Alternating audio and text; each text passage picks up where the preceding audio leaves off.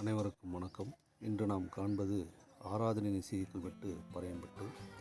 சமணர்களின் பல்லாயிரம் ஆண்டுகால சல்லேகனை விரதத்தை குறிக்கக்கூடிய பலவிதமான கல்வெட்டுக்கள் காணப்படுவது கண்கூடு. இங்கே பாருங்கள், சந்திரகுப்த மௌரியரின் பாதங்கள் சரவணபலி விழாவில் அவருடைய சல்லேகனை விரதத்தை தொட்டு இருப்பதை காண்கிறோம். பலவிதமான சமணர்கள் இன்று வரை அந்த பழக்கத்தை கடைபிடித்து வந்து கொண்டிருக்கிறார்கள். சமணர்களின் மிக உயர்ந்த மிக தனிச்சிறப்புடன் காணப்படும் பழக்க வழக்கங்களில் இதுவும் ஒன்று என்று அறியப்படுகிறது.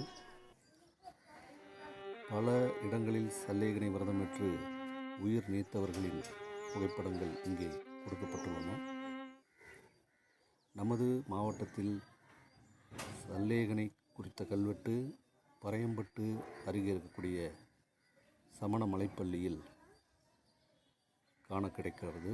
என்னுடைய காலம் 4ஆம் நூற்றாண்டு இருக்கலாம் என்று அறியப்படுகிறது.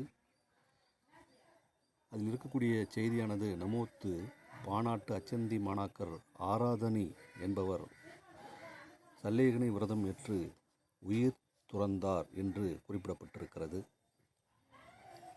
அனைவருக்கும் வணக்கம்.